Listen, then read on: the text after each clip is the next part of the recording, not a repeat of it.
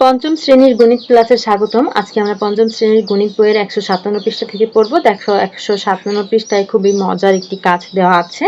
আমরা কিন্তু এই যে চিত্রটা দেওয়া আছে এই চিত্রটা আগে খুব সুন্দরভাবে বুঝে নিব, তারপর নিচের দিকে যে শূন্যস্থানগুলো রয়েছে সেগুলো খুব সহজে সমাধান করতে পারবো। দেখো নিচের চিত্রে বিভিন্ন বৈশিষ্ট্যের আলোকে চতুর্ভুজগুলোকে বৃত্তের ভিতরে সাজানো হয়েছে। চিত্রটি পর্যালোচনা করে নিচের শূন্যস্থানগুলো পূরণ করি। তো প্রথমে আমরা এই চিত্রটি পর্যালোচনা করব। দেখো খুব ভালোভাবে চিত্রটি আগে আমাদেরকে বুঝতে হবে, ঠিক আছে? দেখো প্রথমে আমরা একটি বর্গ দেখতে পাচ্ছি। এখানে বর্গের বৈশিষ্ট্যগুলো কি কি? বর্গের 4টি বাহু আছে এবং প্রত্যেকটি বাহু সমান ও সমান্তরাল এবং প্রত্যেকটি কোণ হচ্ছে কি সমকোণ। এটা হচ্ছে বর্গ। এখন তারপর আমরা একটু আয়ত শিখবো। আয়ত কোণগুলা এই যে এটা হচ্ছে আয়ত, কারণ এটার বিপরীত বাহুগুলা পরস্পর সমান ও সমান্তরাল এবং প্রত্যেকটি কোণ কি সমকোণ। তো এটা একটা আয়ত, এটা একটা আয়ত, এটা আমরা দেখি বুঝতে পারছি। বর্গও একটা আয়ত, কারণ বর্গের ভিতরেও কিন্তু বিপরীত বাহুগুলো সমান ও সমান্তরাল এবং প্রত্যেকটি কোণ সমকোণ, এই বৈশিষ্ট্যটা রয়েছে। তাহলে এই সবগুলাই কি এক একটা আয়ত।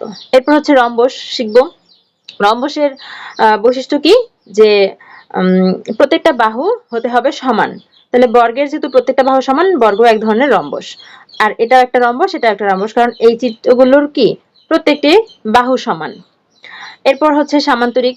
এখানে সামান্তরিকের ভিতরে এই সবগুলো আসবে, অর্থাৎ বর্গ আসবে, আয়ত আসবে, রম্বস আসবে এবং সামান্তরিকও আসবে।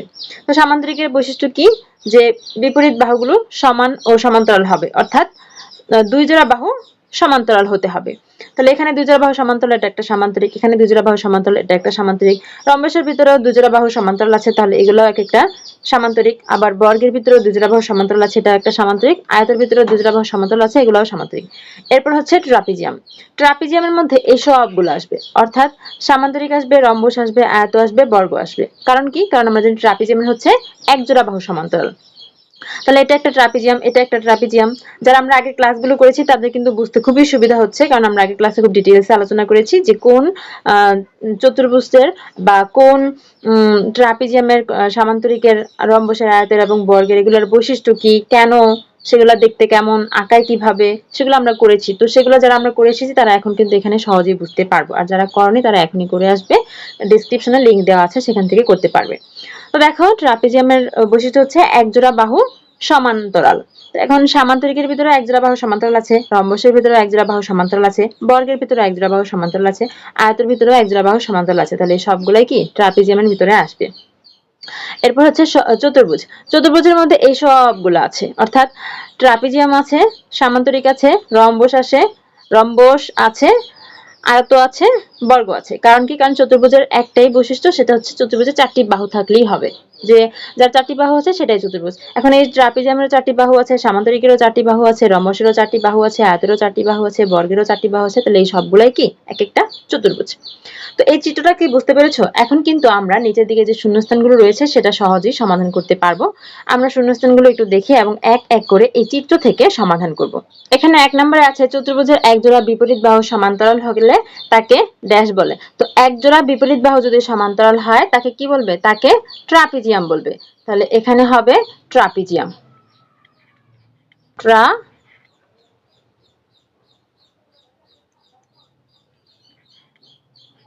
ট্রাপিজিয়াম, এখানে হবে ট্রাপিজিয়াম। এরপর 2 নম্বরে আছে চতুর্ভুজের দুই জোড়া বিপরীত বাহু সমান্তরাল হলে তাকে কি বলবে?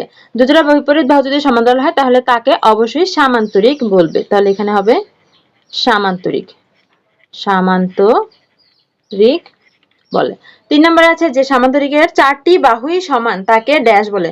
সামান্তরিকের 4টি বাহু যদি সমান হয়ে যায় তখন তাকে কি বলে? রম্বস বলে। রম্বস, ঠিক আছে? সামান্তরিকের 4টি বাহুই যখন সমান হবে তখন সেটাকে রম্বস বলে।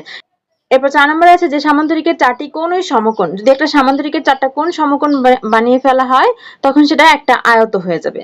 তাহলে যে সামান্তরিকের 4টি কোণই সমকোণ তাকে কি বলে? তাকে আয়ত বলে। আয়ত বলে। আমরা যদি উপরের চিত্রটি ভালোভাবে বুঝতে পারি তাহলে কিন্তু এগুলো আমাদের জন্য খুবই ইজি হয়ে যাবে। রম্বসের একটি কোণ সমকোণ হলে, যদি রম্বসের একটি কোণ সমকোণ হয়ে যায় তখন তাকে সেটা কি হয়ে যাবে? তখন সেটা বর্গ হয়ে যাবে, কারণ রম্বসে কিন্তু 4টি বাহুই সমান। এখন 4টি বাহু সমান, এখন 4টি কোণও যদি সমকোণ হয়ে যায় তখন সেটা কি হয়ে যাবে? তখন সেটা বর্গ হয়ে যাবে। এরপরে 6 নম্বরে আছে আয়ত ও বর্গের মধ্যে মিল হলো এদের চারটি কোণ কেমন? আয়তের চারটি কোণ সমকোণ, বর্গেরও চারটি কোণ সমকোণ। তাহলে মিল কি? এদের মিল হচ্ছে চারটি কোণ সমকোণ। সমকোণ। এরপরে আছে রম্বস ও বর্গের মধ্যে মিল হলো এদের চারটি ড্যাশ পরস্পর সমান। রম্বস ও বর্গের মিল কি? রম্বসের চারটি বাহু সমান, বর্গেরও চারটি বাহু সমান। তাহলে এখানে মিল হচ্ছে রম্বস ও বর্গের মধ্যে মিল হচ্ছে এদের চারটি বাহু, এখানে হবে বাহু পরস্পর সমান। এরপর 8 নম্বরে আছে রম্বস, বর্গ এবং আয়ত এদের সবগুলোই এক ধরনের সামান্তরিক হবে। রম্বস এক ধরনের সামান্তরিক, বর্গ এক ধরনের সামান্তরিক, আয়ত এক ধরনের সামান্তরিক। তাহলে সবগুলোই কি এক ধরনের সামান্তরিক। আমরা উপরের চিত্র থেকে কিন্তু এটা খুব সহজেই বুঝতে পেরেছি, সামান্তরিক। কারণ সামান্তরিকের হচ্ছে দুই জোড়া বাহু পরস্পর সমান্তরাল, রম্বসেরও দুই জোড়া বাহু সমান্তরাল, বর্গেরও দুই জোড়া বাহু সমান্তরাল, আবার আয়তেরও দুই জোড়া বাহু সমান্তরাল। তাহলে সবগুলো এক ধরনের সামান্তরিক। এরপরে 9 নম্বরে আছে আয়ত, বর্গ, রম্বস হলো এক ধরনের ট্রাপিজিয়াম। কারণ এদের প্রত্যেকের অন্তত এক জোড়া সমান্তরাল বাহু আছে। ট্রাপিজিয়ামের কি? এক জোড়া সমান্তরাল বাহু আছে। তাহলে এখানে কি হবে? সমান্তরাল। কারণ ট্রাপিজিয়ামের হচ্ছে এক জোড়া বাহু সমান্তরাল, সমান্তরাল। ঠিক আছে? এই যে দেখো আয়তের দুই জোড়া বাহু সমান্তরাল আছে, তাহলে এখানে কমপক্ষে অর্থাৎ অন্তত এক জোড়া বাহু সমান্তরাল আছে, তাহলে আয়ত একটা ট্রাপিজিয়াম। তারপরে বর্গেরও দুই জোড়া বাহু সমান্তরাল, তাহলে এখানে অন্তত এক জোড়া বাহু সমান্তরাল আছে, তাহলে বর্গ এক ধরনের ট্রাপিজিয়াম। আবার রম্বসের দুই জোড়া বাহু সমান্তরাল, তাহলে এখানেও অন্তত এক জোড়া বাহু সমান্তরাল আছে, তাহলে এটাও এক ধরনের ট্রাপিজিয়াম। আর ট্রাপিজিয়ামের তো এক জোড়া বাহু সমান্তরাল হতেই হবে, তাহলে সেটা ট্রাপিজিয়াম হবে। তাহলে কি হবে এখানে? এখানে উত্তরটা হবে সমান্তরাল বাহু আছে। আশা করি বুঝতে পেরেছো। আমাদের প্রথমে কি করতে হবে? প্রথমে উপরে যে চিত্রটি আমি ব্যাখ্যা করেছি সেটা খুব ভালোভাবে বুঝে নিতে হবে এবং মনে রাখতে হবে। তখন তোমরা এগুলি খুব সহজেই পারবে, কঠিন লাগবে না একদম। আর যারা এখনো সবগুলো ক্লাস দেখোনি তারা অবশ্যই সবগুলো ক্লাস দেখে নিবে। আপনি যেই ক্লাসের ভিডিও দেখছেন সেই ক্লাসের সকল ভিডিও পেতে হলে যে ভিডিওটি দেখছেন তার টাইটেলে একটু ক্লিক করেন, এরপর এখানে ডেসক্রিপশন পেয়ে যাবেন। ডেসক্রিপশনে একটু নিচে দিকে গেলে এখানে একটা লিংক পেয়ে যাবেন। এই লিংকে ক্লিক করলে সেই ক্লাসের সকল ভিডিও সাজানো পেয়ে যাবেন। এখান থেকে আপনার যেই পৃষ্ঠার যে অঙ্কটি প্রয়োজন সেটি দেখে নিতে পারবেন। আমাদের অনলাইন ক্লাসে ভর্তি চলছে। বিস্তারিত জানতে আজই যোগাযোগ করতে পারেন স্ক্রিনে দেওয়া কন্ট্যাক্টে।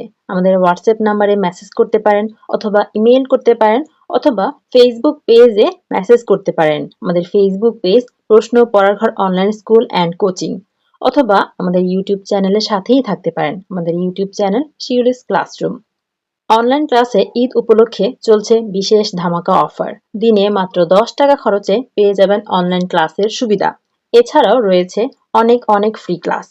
তাই এই অফার মিস করতে না চাইলে আমাদের সাথেই থাকুন।